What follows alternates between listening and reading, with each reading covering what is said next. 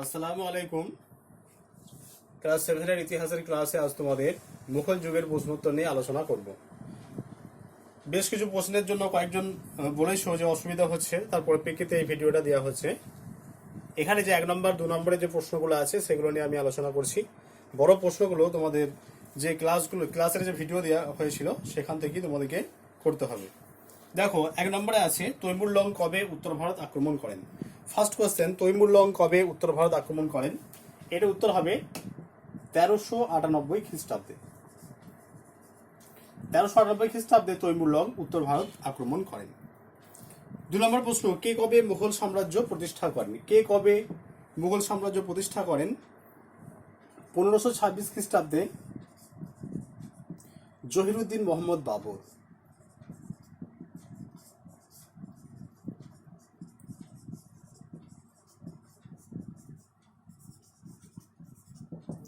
1526 খ্রিস্টাব্দে জহিরুদ্দিন মোহাম্মদ বাবর মুঘল সাম্রাজ্য প্রতিষ্ঠা করেন। তারপর আছে দেখো 3 নম্বরে প্রশ্ন, কোন দুই বীরের রক্ত বাবরের শরীরে প্রবাহিত? কোন দুই বীরের রক্ত বাবরের শরীরে প্রবাহিত? দেখো 2 বীরের রক্ত বাবরের শরীরে প্রবাহিত, তাহলে 3 নম্বরে আছে তিনি মায়ের দিক থেকে ছিলেন চেঙ্গিজ খানের বংশধর। তাহলে মায়ের দিক থেকে চেঙ্গিজ খান, বিখ্যাত বীর চেঙ্গিজ খান, মায়ের দিক থেকে চেঙ্গিজ খানের বংশধর।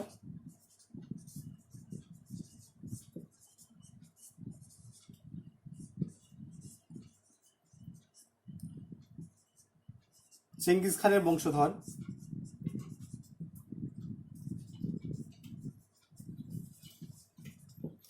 আর বাবার দিক থেকে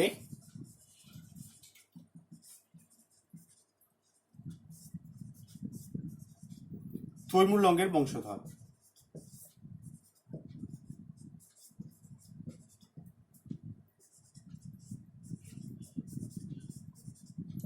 তাহলে দেখো, তাহলে কোন দুই বীরের রক্ত বাবরের শরীরে প্রবাহিত?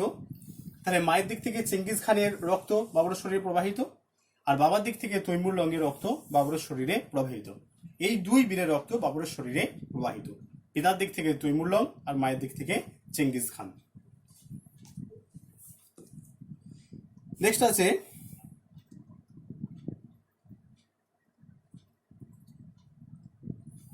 বাদশাহ শব্দের অর্থ কি? এরপর আছে 4 নম্বরে বাদশাহ শব্দের অর্থ কি? বাদশাহ শব্দের অর্থ হলো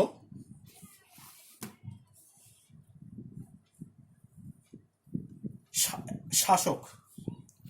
বাদশাহ শব্দের অর্থ হলো শক্তিশালী শাসক।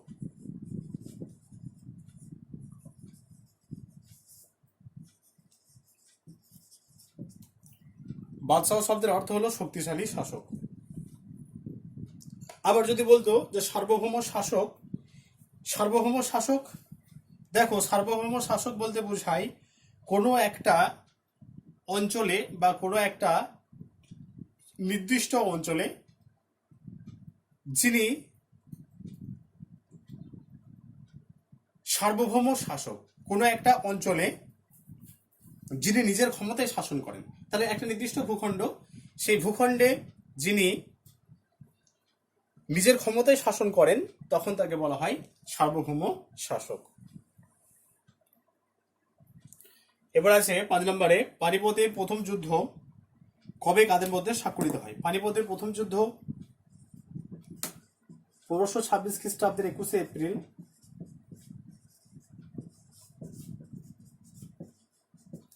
1526 খ্রিস্টাব্দে 21 এপ্রিল জহিরুদ্দিন মোহাম্মদ বাবরের সঙ্গে ইব্রাহিম লোদি। জহিরুদ্দিন মোহাম্মদ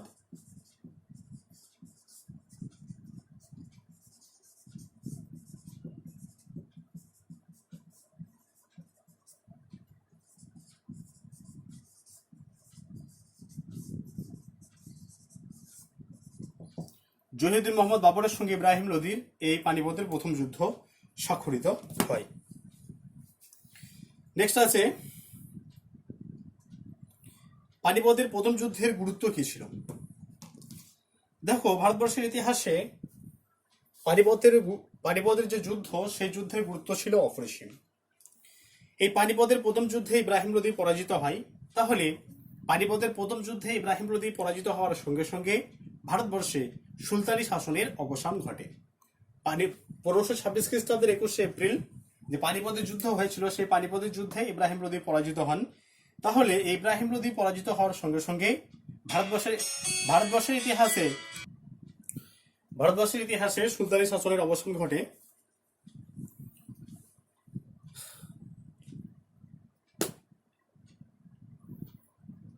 পাঞ্জাব, দিল্লি এবং আগ্রা এই জায়গার উপর মুঘলদের কর্তৃত্ব সুপ্রতিষ্ঠিত হয়। এছাড়াও গঙ্গা যমুনা উপত্যকার যে সমৃদ্ধ অঞ্চল, সেই সমৃদ্ধ অঞ্চল মুঘলদের কাছে উন্মুক্ত হয়ে যায়। তাহলে কি কি গুরুত্ব? প্রথমত হচ্ছে যে পানিপথের প্রথম যুদ্ধে ইব্রাহিম লোদি পরাজিত হন। ইব্রাহিম লোদি পরাজিত হওয়ার সঙ্গে সঙ্গে সুলতানি যুগের অবসান ঘটে। তাহলে 1206 খ্রিস্টাব্দে যে সুলতানি যুগের সূচনা হয়েছিল, 1526 খ্রিস্টাব্দে ইব্রাহিম লোদির পরাজিত হওয়ার সঙ্গে সঙ্গে সেই সুলতানি যুগের অবসান ঘটে। এটা 1 নম্বর। 2 নম্বর হচ্ছে যে পাঞ্জাব, দিল্লি এবং আগ্রা এই জায়গাগুলির উপর মুঘলদের কর্তৃত্ব সুপ্রতিষ্ঠিত হয়। আর 3 নম্বর হচ্ছে যে গঙ্গা যমুনা উপত্যকার সমৃদ্ধ অঞ্চলে মুঘলদের কর্তৃত্ব সুপ্রতিষ্ঠিত হয় বা মুঘলদের কাছে উন্মুক্ত হয়ে যায়।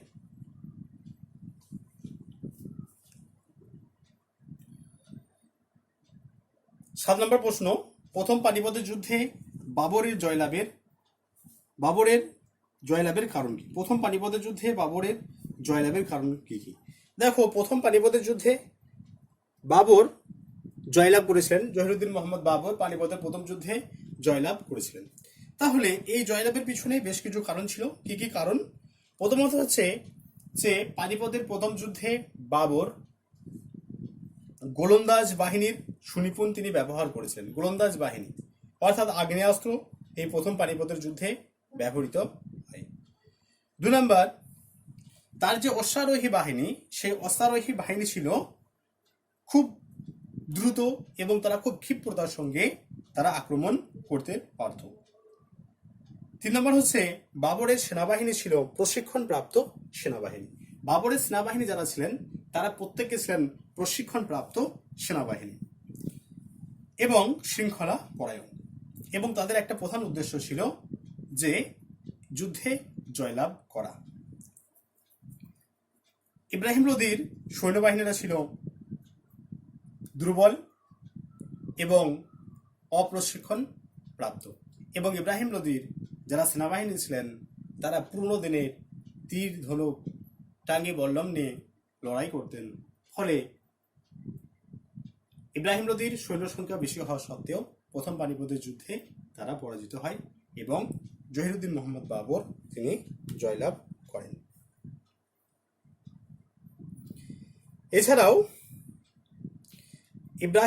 এছাড়াও দৌলত খাঁ ইব্রাহিম লোদির বিরোধিতা করেছিল। এই কারণের জন্য ইব্রাহিম লোদি পরাজিত হয় এবং জহিরুদ্দিন মোহাম্মদ বাবর তিনি জয়লাভ করেন। নেক্সট আছে খানোয়ার যুদ্ধ কবে কাদের মধ্যে হয়েছিল? 1527 খ্রিস্টাব্দে। এটা হচ্ছে এটা 8 নম্বর কোশ্চেন। খানোয়ার যুদ্ধ কবে কাদের মধ্যে হয়েছিল? 1527 খ্রিস্টাব্দে জহিরুদ্দিন মোহাম্মদ বাবরের সঙ্গে মেবারের রানা সংগ্রাম সিং এর এই খানোয়ার যুদ্ধ হয়। মেবারের রানা সংগ্রাম সিং। তাহলে 1527 বাবরের সঙ্গে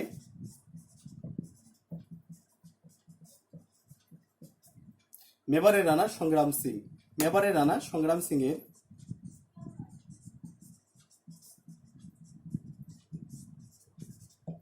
এই খানোয়ার যুদ্ধ হয়েছিল। তারপরে প্রশ্ন আছে, তুমি কি মনে করো পানিপথের প্রথম যুদ্ধ অপেক্ষা খানোয়ার যুদ্ধ বেশি গুরুত্বপূর্ণ ছিল? তুমি কি মনে করো, 9 নম্বর প্রশ্ন, তুমি কি মনে করো যে পানিপথের প্রথম যুদ্ধ অপেক্ষা খানোয়ার যুদ্ধ বেশি গুরুত্বপূর্ণ ছিল? আমি অবশ্যই মনে করি যে পানিপথের প্রথম যুদ্ধ অপেক্ষা খানোয়ার যুদ্ধ বেশি গুরুত্বপূর্ণ ছিল। তার কারণ কি? দেখো, পানিপথের প্রথম যুদ্ধে জহিরুদ্দিন মোহাম্মদ বাবর ভারতবর্ষে যে সাম্রাজ্য বিস্তারের ভিত তৈরি করেছিলেন তার কোনো সুনিশ্চয়তা ছিল না। কিন্তু যখন 1527 খ্রিস্টাব্দে এই খানোয়ার যুদ্ধে বাবর জয়লাভ করেন, তখন সেটা শক্ত ভিত্তির উপর সুপ্রতিষ্ঠিত হয়। এটা 1 নম্বর। 2 নম্বর হচ্ছে, ভারতবর্ষে মুঘলদের প্রধান শত্রু ছিলেন রাজপুতরা। তাহলে এই খানোয়ার যুদ্ধে রাজপুতরা পরাজিত হয়, তাই বাবরের ভারতবর্ষ সাম্রাজ্য বিস্তারের পথ কণ্টকমুক্ত হয়ে যায়। আর 3 নম্বর হচ্ছে, মুঘলদের রাজনৈতিক শক্তির কেন্দ্রবিন্দু কাবুল থেকে আগ্রায় স্থানান্তরিত হয় এই খানোয়ার যুদ্ধে জয়লাভের পর। অতএব পানিপথের প্রথম যুদ্ধ অপেক্ষা খানোয়ার যুদ্ধ অনেক বেশি গুরুত্বপূর্ণ বা তাৎপর্যপূর্ণ ছিল।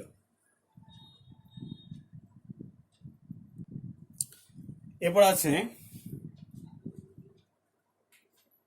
ঘরঘরা যুদ্ধ কবে কাদের মধ্যে হয়েছিল? ঘরঘরা যুদ্ধ হয়েছিল, কোশ্চেন নাম্বার 10, ঘরঘরা যুদ্ধ হয়েছিল 1529 খ্রিস্টাব্দে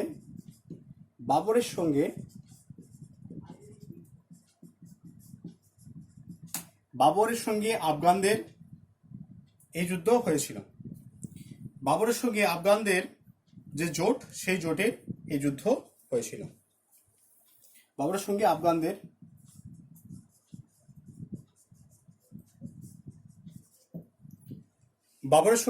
এই যুদ্ধ হচ্ছে, এবং এই আফগানদের সঙ্গে বাংলার শাসক নসরত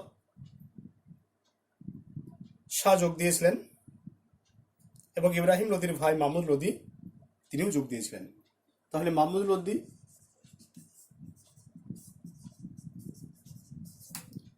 আর নসরত শাহ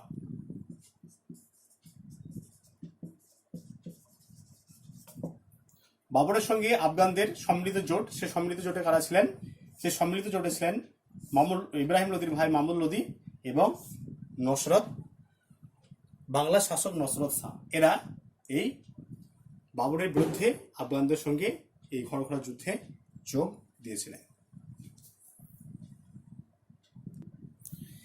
এরপর আছে মুঘল আফগান দ্বন্দ্ব বলতে কি বুঝো?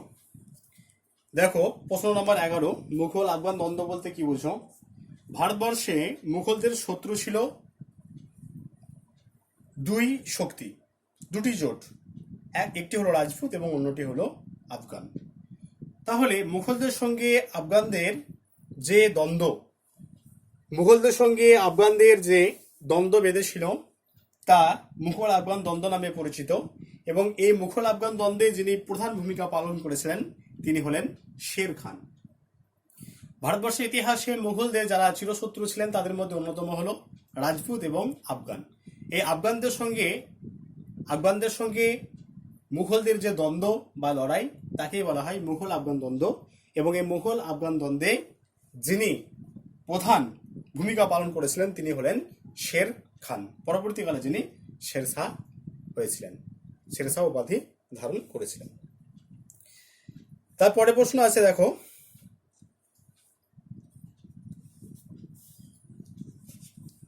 চৌসার যুদ্ধ কবে কাদের মধ্যে হয়েছিল? চৌসার যুদ্ধ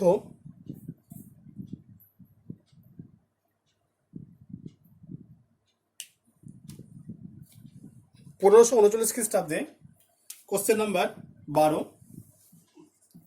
1539 খ্রিস্টাব্দে হুমায়ুনের সঙ্গে শের খানের হয়েছিল এই যুদ্ধ। 1539 খ্রিস্টাব্দে হুমায়ুনের সঙ্গে শের খানের এই চৌসার যুদ্ধ হয়েছিল। তারপরে প্রশ্ন আছে, কনৌজ বা বিলগ্রামের যুদ্ধ কবে কাদের মধ্যে হয়েছিল? কনৌজ বা বিলগ্রামের যুদ্ধ কবে কাদের মধ্যে হয়েছিল? কনৌজ বা বিলগ্রামের যুদ্ধ হয়েছিল হুমায়ুন এবং শের খানের 1540 সালে।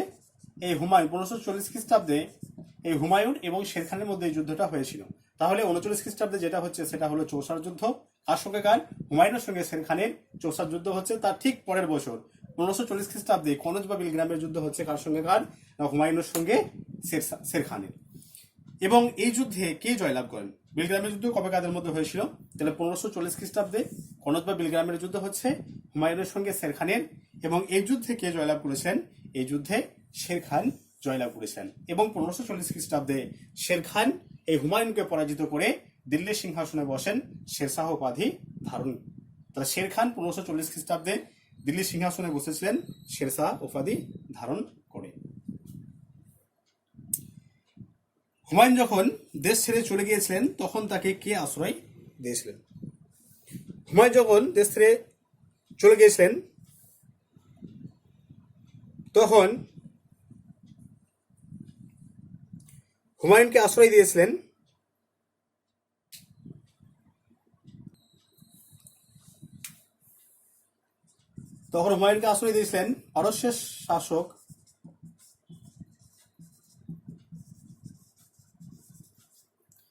পারস্যের শাসক শাহ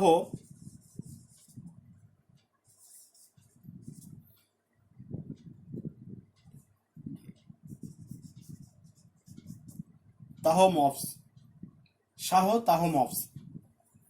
পারস্যের শাসক শাহ তাহমফস হুমায়ুনকে আশ্রয় দিয়েছিলেন।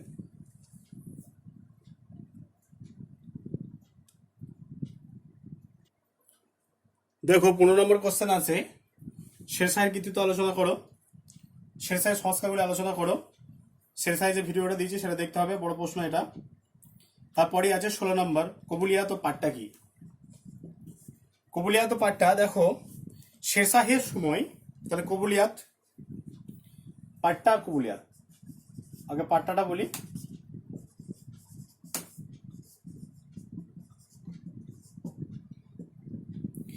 শেরশাহের সময় কৃষকের দেয় রাজস্বের পরিমাণ,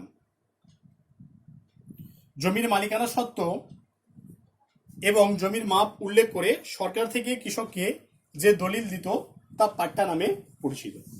আরেকবার বলি, শেরশাহের সময় কৃষকদের প্রদেয় রাজস্বের পরিমাণ বা খাজনার পরিমাণ, জমির মালিকানা সত্ত্ব এবং জমির মাপ উল্লেখ করে সরকার থেকে কৃষককে যে দলিল দেওয়া হতো তা পাট্টা নামে পরিচিত।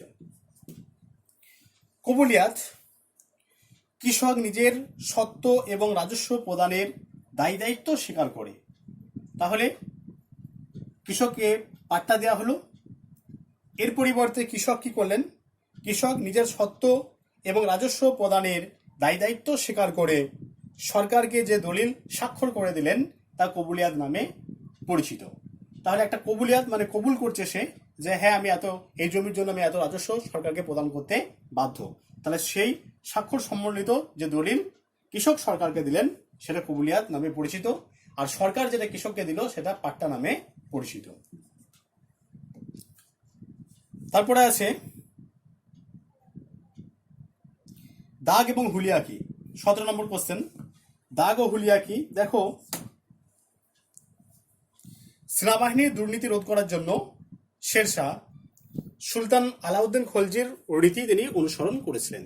তাহলে সেনাবাহিনীতে প্রক্সি বা দুর্নীতি ব্যবস্থা রোধ করার জন্য শেরশাহ তিনি আলাউদ্দিন খলজির রীতি অনুসরণ করেছিলেন এবং দুটি প্রথা তিনি চালু করেছিলেন, একটা হলো দাগ, একটা হলো হুলিয়া।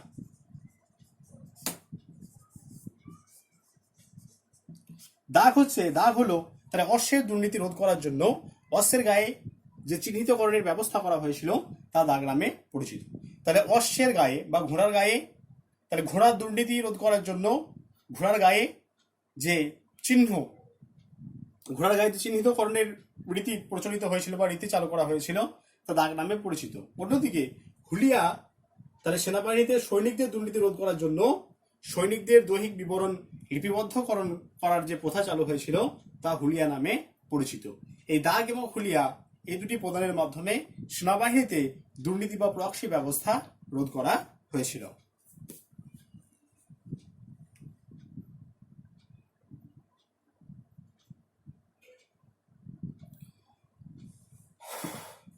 আঠারো নম্বর প্রশ্ন,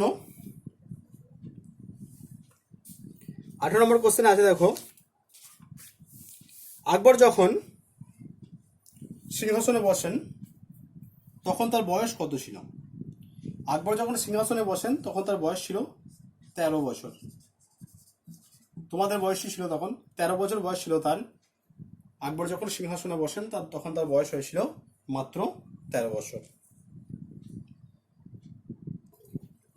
এরপর আছে 19 নম্বর প্রশ্ন, পানিপথের দ্বিতীয় যুদ্ধ কবে কাদের মধ্যে স্বাক্ষরিত হয়? পানিপথের দ্বিতীয় যুদ্ধ কবে কাদের মধ্যে স্বাক্ষরিত হয়? পানিপথের দ্বিতীয় যুদ্ধ স্বাক্ষরিত হয়েছিল 1556 খ্রিস্টাব্দে। 1556 খ্রিস্টাব্দে আকবরের সঙ্গে, মুঘল সম্রাট আকবরের সঙ্গে আদিল শাহের হিন্দু সেনাপতি হিমুর মধ্যে, আদিল শাহের হিন্দু সেনাপতি হিমুর মধ্যে এই যুদ্ধ হয়েছিল।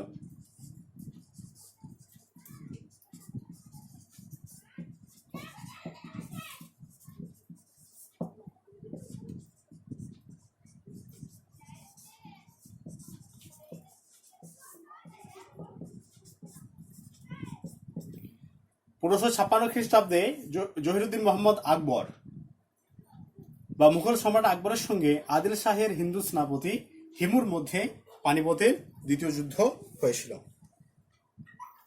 তারপরে আছে পানিপথের দ্বিতীয় যুদ্ধের গুরুত্ব আলোচনা করো। ভারতবর্ষের ইতিহাসে পানিপথের দ্বিতীয় যুদ্ধের গুরুত্ব ছিল অপরিসীম। প্রথমত, ভারতবর্ষে মুঘল সাম্রাজ্যের ভিত্তি পুনরায় সুদৃঢ় হয় এবং তার সম্প্রসারণের পথ সুগম হয় পানিপথের দ্বিতীয় যুদ্ধে জয়লাভের ফলে। 2 নম্বর হচ্ছে আফগানদের আধিপত্য স্থাপনের চেষ্টা। ভারতবর্ষে আফগানদের আধিপত্য স্থাপনের প্রচেষ্টা চিরতরে লুপ্ত হয়ে যায়। 3 নম্বর, মুঘল আফগান দ্বন্দ্বের পরিসমাপ্তি ঘটে। আর 4 নম্বর হলো হিমুর স্বাধীন হিন্দু রাজত্ব স্থাপনের স্বপ্ন চিরতরে ধূলিসাৎ হয়ে যায়। এ কারণের জন্য পানিপথের দ্বিতীয় যুদ্ধকে ভারতবর্ষের ইতিহাসে অন্যতম চূড়ান্ত নির্ণায়ক যুদ্ধ বলা হয়। চূড়ান্ত নির্ণায়ক যুদ্ধ বলা হয় পানিপথের দ্বিতীয় যুদ্ধ। তারপরে প্রশ্ন আছে,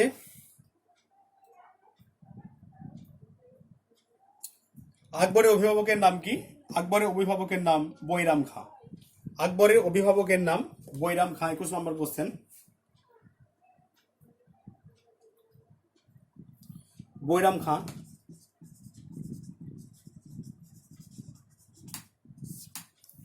নেক্সট প্রশ্ন আছে, হলদিঘাটের যুদ্ধ কবে কাদের মধ্যে হয়েছিল? হলদিঘাটের যুদ্ধ হয়েছিল 1500। আচ্ছা, এটা কত নম্বর প্রশ্ন? এটা হলো প্রশ্ন নাম্বার 22। প্রশ্ন নম্বর 22। হলদিঘাটের যুদ্ধ হয়েছিল 1576 খ্রিস্টাব্দে আকবরের সঙ্গে, তাহলে 1576 খ্রিস্টাব্দে মুঘল সম্রাট আকবরের সঙ্গে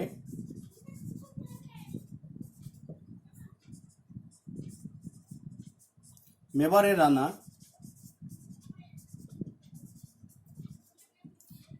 রানা প্রতাপ সিংহের।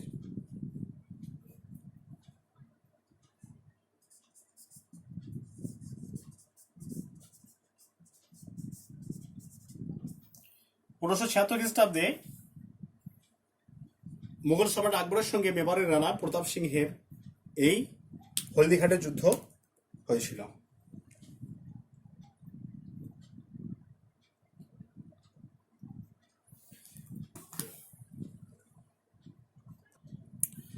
নেক্সট প্রশ্ন আছে 23 নম্বর, অন্তঃপুরিকার শাসনকাল। অন্তঃপুরিকার শাসন বলতে কি বুঝো? বৈরাম খাঁয়ের মৃত্যুর পর 1560 থেকে 64, বৈরাম খানের মৃত্যুর পর 1560 থেকে 64 খ্রিস্টাব্দে এই 4 বছর আকবর তার ধাত্রীমাতা মাহম আনগার নির্দেশে পরিচালিত হয়েছিলেন।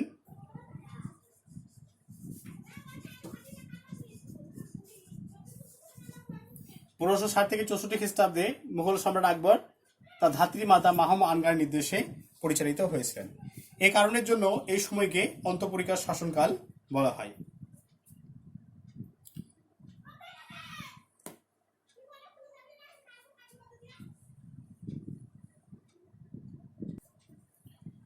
দেখো এরপর আছে নবরত্ন কাদের বলা হয়। মুঘল সম্রাট আকবর জ্ঞানীগুণী মানুষদের সমাদর করতেন। মুঘল সম্রাট আকবরের রাজসভায় 9 জন জ্ঞানীগুণী ব্যক্তিকে একত্রে বলা হয় নবরত্ন। এই নবরত্নের মধ্যে একটি অন্যতম রত্ন হলো বীরবল। 25 নম্বর কোশ্চেন, বীরবলের আসল নাম কি? বীরবলের আসল নাম হলো মহেশ দাস। বীরবলের আসল নাম মহেশ দাস। ঠিক আছে, আজ তোমাদের 25 পর্যন্ত আলোচনা করা হলো। কোশ্চেন নাম্বার 25 পর্যন্ত আলোচনা করা হলো। নেক্সট ক্লাসে বাকি যে প্রশ্নগুলো আছে সেগুলো নিয়ে আলোচনা করব। তোমাদের 50টার মতো কোশ্চেন আছে, 25টা আলোচনা করা হলো। নেক্সট ক্লাসে 25টা আলোচনা করব। আর যদি কিছু বুঝতে অসুবিধা হয় অবশ্যই আমাকে মেসেজ করবে হোয়াটসঅ্যাপে। তোমাদের পরীক্ষা এই মাসেই হবে, গ্রুপে ডেট ঠিক জানিয়ে দেওয়া হবে, তাই পড়াশোনাটা ভালোভাবে করো। 50 নম্বরের পরীক্ষা আছে। কিছু অসুবিধা হলে অবশ্যই ফোন করবে বা হোয়াটসঅ্যাপে মেসেজ করবে।